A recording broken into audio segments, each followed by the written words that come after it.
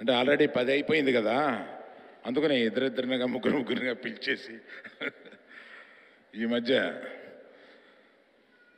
ఒక చరిత్ర సృష్టించిన దిల్ రాజు అంటే ఒక సినిమా ఇలా ఇచ్చి ఒక సినిమాని ఎక్కడికో తీసుకెళ్ళి మళ్ళీ ఇన్కమ్ ట్యాక్స్ ఇన్వైట్ చేసి రకరకాలు చేశాడు ఒక వారంలో.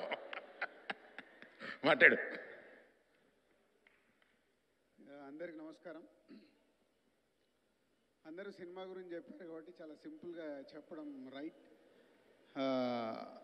ముందు మంచి కథ, ఆ కథని ప్రేక్షకుల దగ్గరికి తీసుకెళ్ళే డైరెక్టర్ చందు మొండేటి. తన ప్రీవియస్ సినిమాలు చూస్తేనే ఎంత ఇంట్రెస్ట్ క్రియేట్ చేస్తాడనేది చూసాం. తనకు తోడైన technicians, DOP and Devi and editor and art director, ఇలా అందరు సరి అయిన టీం. దానికి స్ట్రాంగ్ వాసు చెప్పాడు, ఆర్య దగ్గర నుంచి జర్నీ చేస్తూ ఒక టేస్ట్ ఉన్న ప్రొడ్యూసర్ అయి మంచి మంచి సినిమాలు తీస్తున్న ప్రొడ్యూసర్. ఆ ప్రొడ్యూసర్కి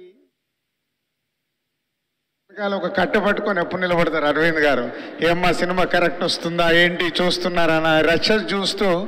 ఎందుకంటే ఆర్య అప్పుడే నేను చూశాను, నాకు తెలుసు అప్పుడు నన్ను ఎలా గైడ్ చేశారని. దానికి తోడైన సాయి పల్లవి ఆల్రెడీ ఇందాక ఎవరు చెప్పారు, బ్యాక్ షాట్లో డ్యాన్స్ చేస్తుండే రీల్స్ వచ్చేస్తున్నాయి. సో అంత పల్లవి మీద అంత పాజిటివ్ ఎనర్జీ.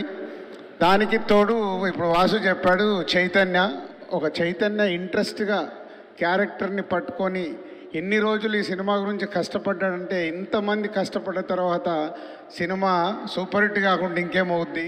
జనవరిలో మేము కొట్టాము, ఫిబ్రవరిలో మీరు కొడుతున్నారు. All the best whole team. Simple.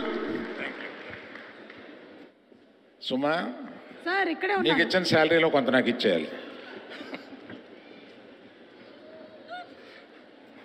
దేవి వచ్చాయి సార్. అరవింద్ గారు వచ్చాయి చెప్తాను. దేవి వచ్చాయి. గ్యాప్ ఇస్తే స్పాన్సర్ పేర్లు కూడా చెప్పేసేలా ఉన్నారు సార్ మీరు. గ్యాప్ ఇస్తే స్పాన్సర్ పేర్లు కూడా చెప్పేసేలా ఉన్నారు. దేవి గారిని సాధారణంగా వేదిక మీదకి ఆహ్వానం చేస్తున్నాము. మొన్నటి వరకు పుష్పరాజ్, ఇప్పుడేమో తండేల్ రాజ్, అక్కడేమో శ్రీవల్లి, ఇక్కడేమో బుజ్జి తల్లి. దేవి గారిని సాధారణంగా వేదిక మీదకి రిక్వెస్ట్ చేస్తున్నాము. మనం కావలించుకోవాలి. మ్యూజిక్ ఏమైనా ప్లే చేయమంటారా? డాన్స్ మూమెంట్ ఏమైనా వేస్తారా?